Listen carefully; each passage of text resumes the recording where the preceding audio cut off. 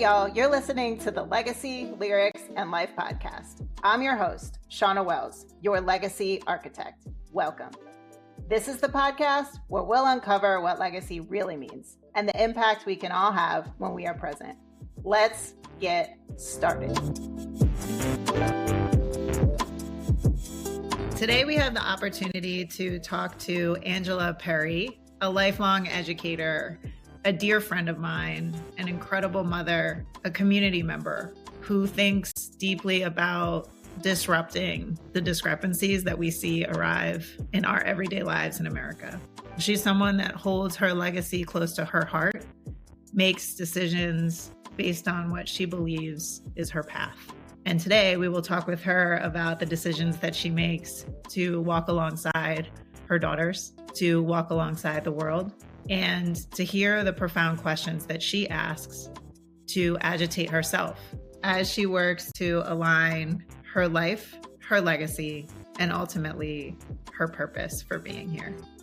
Welcome. I'm so glad you're here. Thank you for having me. We're going to do just like a chit chat about legacy. How do you feel about that? I feel privileged to be able to do that. I'm telling you, like, the whole conversation about legacy felt a lot more foreign and distant and definitely amorphous before I met you. And you've like brought it into focus, which makes me really excited. No, well, take us there. So it sounds like it felt a little bit unreachable or like, yeah, legacy is a word old people say. What was it that felt like there was some distance? I think for me, it was more legacy feels like a thing that only certain people get to say they have or get to say they create. To a certain extent, it feels quite elitist, this notion of legacy, even though at the same time, I would likely define many matriarchs and patriarchs in my family as people having legacy. So like not being able to reconcile those two poles was just like something I was living with that I didn't recognize I was living with until I met you. Oh, that's deep. So what was like the connection point for you? There was probably a spark pre-pandemic. I'm saying this with the benefit of hindsight. So I don't know that I thought of it in terms of legacy then. I can see it clearly now. But there was definitely a spark of how am I living my life? What's happening, right? I think in any inflection points in your life in general, you can't help but probably be reflective, questioning, existential crisising. But I remember specifically like a journal entry in 2019 where I asked myself, like, how am I living? And that's a very different question than I'd asked myself before. And I think the pandemic with so much sort of death, disease in my own family and just generally and people around me, that question really started coming into focus. Like, how am I living? And then, I'm not the first or last person to go through divorce, but it's definitely been a defining feature of me because it was so tethered to how am I living? How do I know how I'm living? Not just the day-to-day, where do we live? What work do we do? But who am I really? And I have children. So if I'm still asking myself who I am, what do they know about who they are and who I am? Like, who's their mother? I started like probably spiraling a bit. And I didn't know that making a decision to do something I wanted to do for years, which was just like be out of a relationship that I don't think was healthy for either person. I didn't know that decision, as hard as it was and continues to be, would shift my ability to answer the question, how are you living? And the answer was not well, not joyfully, not peacefully, not with clarity, not with any sense of self. And that's not something you can blame on a relationship partner. That was like, oh my God, I'm just bopping around through life not knowing me and still showing up and giving people me and rearing people to be who they are, but I don't know who I am. And then at some point I met Shawna and I'm like, oh, legacy. That's what this is. Oh, like, how am I living? What am I leaving? Right? How am I living? What am I leaving? Here's the thing. Like every time you said, how am I living? I was like listening to Biggie in my mind too. I'm like, how you living, Biggie Smalls? Right. And what's interesting about that lyric is he comes with in mansions and Benz and it feels stupendous, right? Like that's how he answers the question. And those are all like outward things that make us think legacy is elitist. Because for him, those are defining properties in his life at that time where he says that. And what I hear you saying is, No, I had to come in touch with myself. I had to ask the question, who am I? And who is it that I want to be? How am I living and what am I leaving? So, like, what happened? All right, you asked a question, you journal, like, give it to us, give us the tea. Like, what happened? I don't know how it sounds to say it, so I'll just say, at some point in the last 3 years, I met myself. And that's the only way I can define it. I met myself. I recognize that we are, just as people, we're iterative. We are all the versions of who we've always been. But there came a point for me where I started to understand each version of that person, forgive each version of that person, accept each version of that person, not judge each version of that person. And I actually think this is interesting. This just popped into my head now. It's like a new thought. I don't think I could really answer the question of how am I living until I met myself. All those selves. I remember saying something to my daughter like a few years ago, my oldest child, where I was like, I really thought I knew myself in my 20s. I graduated high school really early. I entered the workforce early. I've always been talked about as this mature person who's been here before. So you couldn't tell me at 21, 22 that I didn't know myself. And then I said to her, but then I had you at 27 and I didn't know who the 21-year-old was. And by 35, I was like, who was the 27-year-old? Like, I did not fully know those people. I didn't know them the way I thought I knew them then. And so I think a part of that is a natural evolution, a natural growth. But for me, I realized also, like, I wasn't allowing myself to be who I could have been in those places for very specific reasons. Whether that's coping with things in your childhood, grappling with things that you don't want to deal with. Like, for me, I realized each iterative phase for me, I was so excited to get out of a phase because I no longer wanted to be associated with who I was. And in 2020, it all came crumbling down and back to bear, where it was like, go back and meet each of these people and identify their utility to you now. And why did you abandon them? And why haven't you accepted them? Like, that was deep. I've never been on some sort of journey like that I could identify.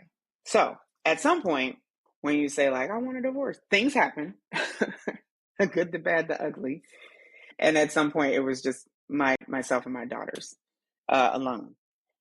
And that time alone, the first couple months was very fraught with like a hellscape in my mind. I've always considered myself, probably in some arrogant way, like a very settled person. That's the word I use. I don't know what that means. Just very settled. Just like, I'm very clear about who I am. I don't have these issues.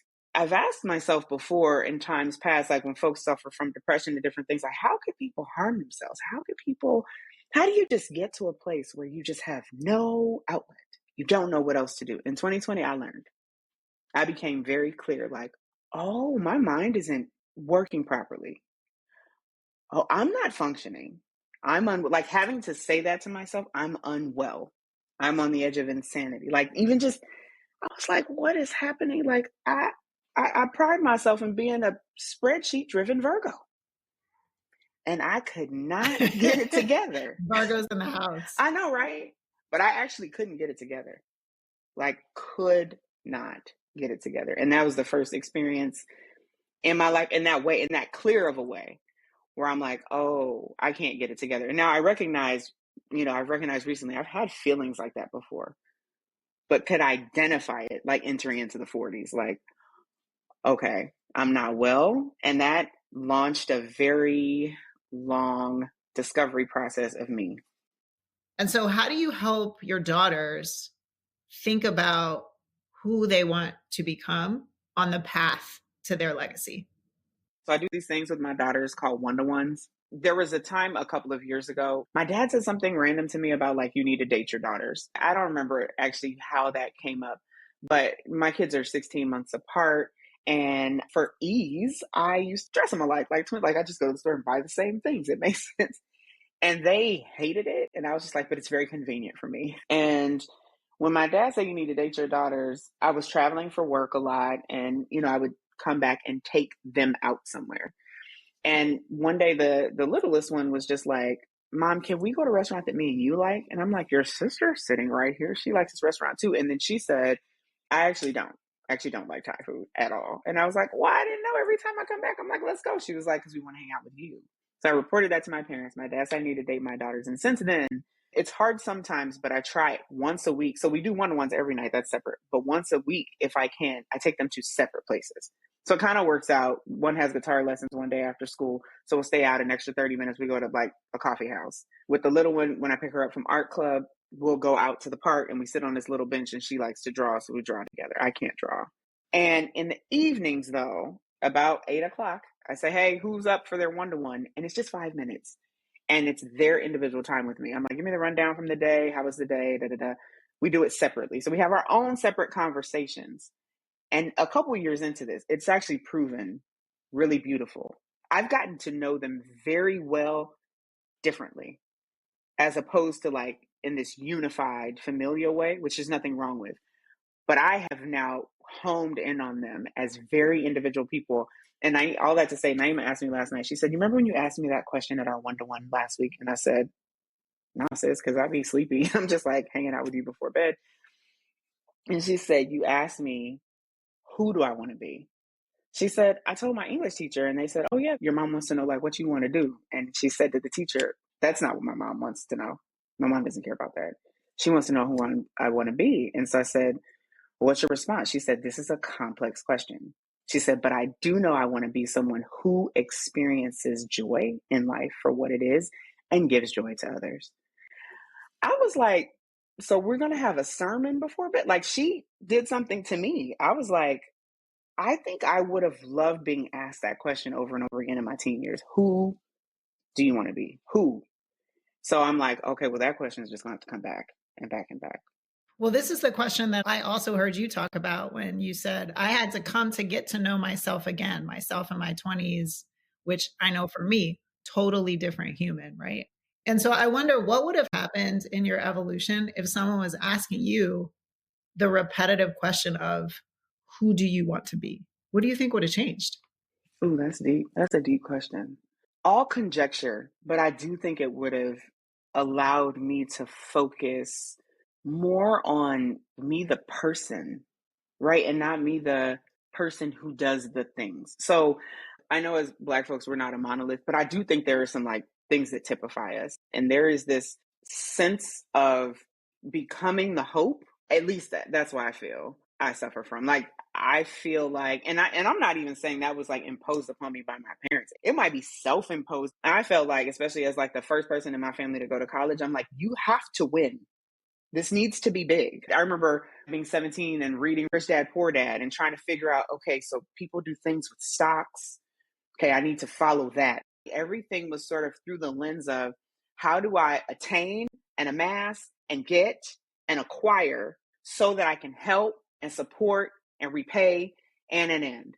And that really drove me. I'm being honest. It was a vital part of my late teens and early 20s. Like even like graduating high school early, it was like, if I can get out at 15, then I can go to work early. I can start saving money. I mean, that kind of drove me. And that wasn't even from parents asking me what I wanted to do. Interestingly enough, I actually didn't come from people who were like beating me down around college because my parents didn't go to college. We probably had like a couple of distant aunts, people that had gone to college, but that wasn't the norm. So I remember I've told this story before, but it's really critical because I remember being in 10th grade and being in my high school counselor's office, and she asked me where I was going to go to college. And I think, I don't want to revise history. Our memories aren't always reliable, but to my recollection, that was the first time someone asked me that question. I immediately said Hillman. I will never forget the cackle. I can hear that white lady cackling to this day. That's not a real college. This was information for me. I was like, what do you mean? I literally watch it all the time. She was like, that's not a real college. Not only did she not say, well, okay, that's a show, but here's the college they're emulating, or there are these colleges called HBCUs, and I'm from California. So like, HBCU, I didn't even know what that meant. Matter of fact, I'll never forget. She'd probably be mad at me for saying this, but it's true. I remember my grandmother saying something like, well, all the Black colleges, they got them in all the areas. It's not so great. They under-resourced and they don't, they don't have all the same stuff. She's not wrong in her understanding of what they had access to. But because also no one in our family went to college, there was no other voice, right, to discuss like, well, here's like what an HBCU is. Here's what land grants were. Here's that. We didn't have that. So it was just like, if you are going to go to college, don't pick one of the ones where they're not doing for us what we could do at someplace else. I remember that specifically. So that was the college conversation. I remember, my parents saying like, well, if you get into college, that's great. But, you could work. My dad was an electrician by trade till this time. He's 70. He's still pulling wire and doing houses. And he did very well for himself. And my mom was a bookkeeper and was mostly kind of home with us because she didn't like the schools that we were in California. And so I think it's interesting, the question of if I had been asked, who do I want to be? Because it likely would have shifted my focus from what I needed to do. Because I think that was the only question I could answer for you decade by decade. What do I need to do? I could tell you. Who do I want to be? What do you mean? I just want to be someone who's able to do things. Right. We're surrounded by this productivity, this idea of like, I got to do, accumulate. It's reinforced in everything we do. And the questions we ask our kids reinforce, oh, okay, I guess I have to do the things. I'm even seeing it with my 5-year-old. When people ask her, oh, what do you want to be when you grow up? And I'm like, no, baby, what they mean is, what's the impact you want to make? Or who do you want to be? Not what do you want to do? You don't know, because the world is full of possibilities and you're 5, right? World's changing under our feet. So what I want to know is, who do you want to be? And I want you to be free to make that choice. So Angela, I want to ask this version of Angela, who do you want to be? What's the legacy you're working to live and leave? Girl, that's a big question.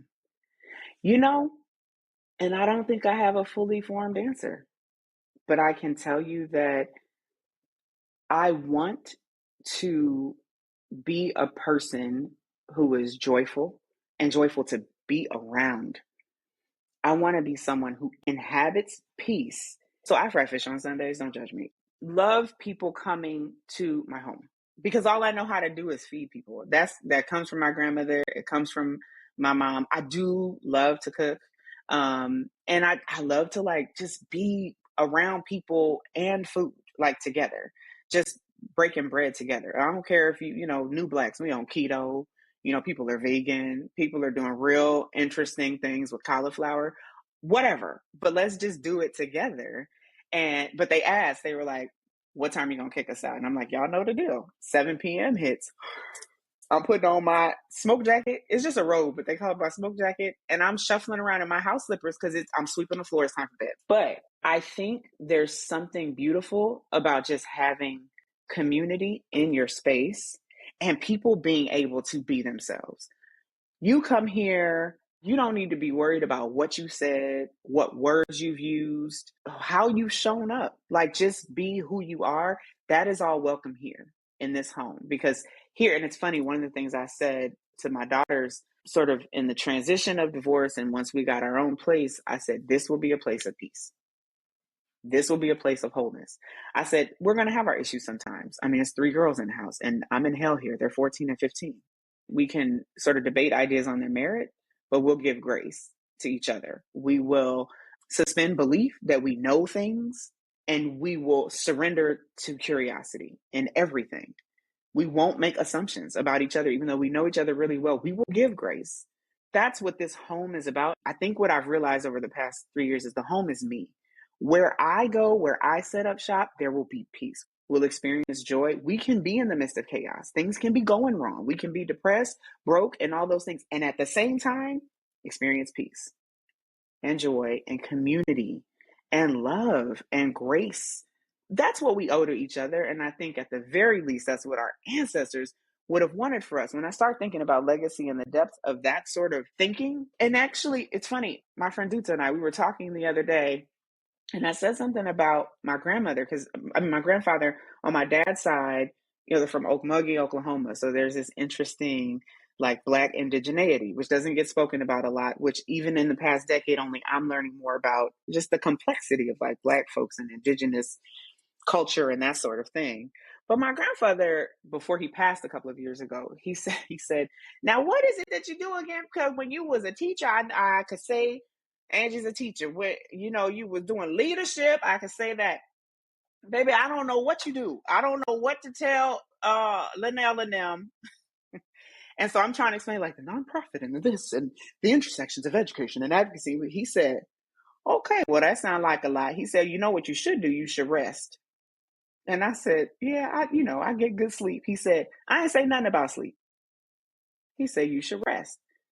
And I said, no, I get that, granddaddy. I said, look, y'all fought, you were the civil rights activists, you did all this stuff. He said, ain't nobody want to do all that shit. We had to do it, but we didn't want to. He said, we wanted to rest. And so it's interesting. We had this conversation where I'm kind of going back and forth with him. And I'm like, and I have to do my part. And I know that the legacy of my ancestry. And he said, okay, that's a lot. He said, you know what we would want you to do? He said, what I want you to do, and Naima, because he could never really say my daughter's name right, Naimi and Amane, you should rest. That's what we want you to do. We want you to rest. Because we out here tired and we want you to rest. That, and I recounted that to my friend Duta, and I was like, that conversation, when I look back on it now, I'm like, bro was preaching words that were going over my head. But he was explicitly saying, go ahead, do your marches, do your things, do your activism, all that's great. But what we really want for you, and when he said we, I was just talking to him, but he would always say we. I think that's a beautiful thing. He was carrying with him everybody else would want you to rest. And interestingly enough, a few weeks before he passed, and he said this a lot, and I said, well, you said rest had nothing to do with sleep. So, what is rest for you? And I think of this work, right, with Octavia Rahim. And so it's made an indelible mark for me. He said, well, rest embodies peace. He said, when you're rested, you get clarity. When you're rested, can't nobody bother you. When you're rested, he was like, you understand you and how you move through the world. I mean, that's a sermon. That changed me. Yeah, it changed me. When you think about your legacy and the evolution of that legacy, because that's what we've been talking about today, right? The evolving nature of our legacy and who we are and how it all really matters as we tie it together in one big life. What's a lyric that comes up for you? So this is where you and I go toe to toe, because not only do we love music, but hip hop. And it's funny because I fight it less as I get older, but there's still this fight of like, what should one say or do in this moment, as opposed to what's coming up for you. And so what's actually coming up for me is a Jay-Z lyric.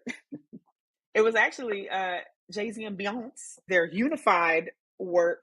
But I keep thinking of this song, Boss, and there's a lyric in here, and he says so freaking brilliantly, over here we measure success by how many people are successful next to you. Over here we say you're broke if everybody is broke except for you.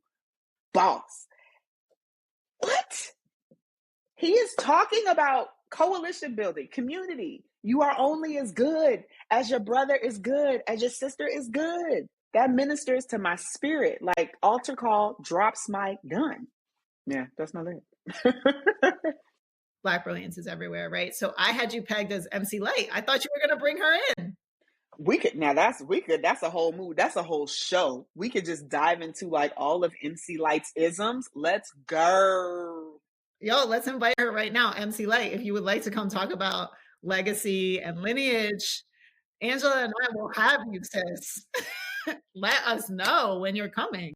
Minister to us. We are fans. We're here for your world tour. Let's go. I think one of the most fascinating things about MC Light is that she dropped her last album, Legend, in 2015. And they asked her, what was inspiration for your album? And her response is Drake and Kendrick Lamar. Early on in her career, she says, my inspiration are like Salt and Pepper, all the people we would expect her to say. And just like the beauty of, back to your point of like, you look in the mirror and you figure out who you are in this moment. And the person who will influence the evolution of your legacy may be different. As long as we're asking the question, who do you want to be to the world? And what's the legacy you're aiming to leave behind? And like, what a bold statement to be like, Drake, that's who inspired me. Right? As like MC Light, like you're MC Light, you know? It's a beautiful thing to be able to say, I can look to my right and my left for inspiration. I can look forward. I can look at my kids for inspiration about what's next. I asked my daughter, Now that you're going to 10th grade, oh my God, my baby, what college are you thinking about? This is my child, Naima Simone, who plays a guitar and sings Nina Simone's songs in a way that makes me cry. She has this rich, soulful voice that I can only envy. And she sat back and she said, I'm surprised that you asked me that. I would expect our grandparents to ask me that. And I said, why are you surprised? I'm an educator. What happened? She said, with all this student loan debt to be saddled with, she said, because you clearly don't have any money. I said, well, we don't have to be disrespectful. You are being true. Continue. She said, Mom, I want to live in the woods in nature. She said, I'm a hippie. I want to drive a van with no windows that you tell me to be scared of. She was like, and I want to play my guitar and live my life on an island that I can call home. And I simply said, you know what? That sounds like a plan to me. And I was not assuaging her ego there in the way parents do. She said something to me and I understood it. She said, oh, dearest mother, how dare you talk of student loan debt and schools and name brands and things? You gave me this guitar and I have this beautiful voice in my body and I want to wear no clothes and be in a van in the woods, and that is fine. And it ministered to my spirit and was a reminder that as we are living our lives and building our legacies, consciously or unconsciously, we have little people that are listening to us. And she reminded me that she gets to choose what her life gets to look like. And I don't think I had that choice. I think our lives were sort of chosen for us, from being handed mom and dad's religion to mom and dad's Bibles to mom and dad's dreams to grandpa and grandma's visions to ancestral birds, whatever those things were. And my daughter reminded me, I actually get to make my own whole choice and you can have a seat. And to be honest, I'm going to go with her with that. To be the first person in my family to go to college and to be okay with a generation later saying, do what you decide and I'm behind you. It's bold. It sounds like some privilege shit, but we're going to work it out. I just want to acknowledge the evolution and the lineage and the legacy that you are sandwiched between. Both your ancestor and your daughter telling you to take several seats. So I hope you do that. I hope you really, truly take time to rest. And I love you a lot. I love you too. Thank you for being here. Thank you for engaging in this dialogue, for teaching us all, and for showing us what it's like to get to know yourself again. Thank you for the space. I appreciate you letting me learn by talking to you and letting me explore my own self as I journey to myself. So I appreciate it. Thanks for listening to Legacy, Lyrics, and Life. We hope you'll join us next time as we continue to explore life through legacy. If you know someone else who would enjoy the show, be sure to share. Always a pleasure. Until next time.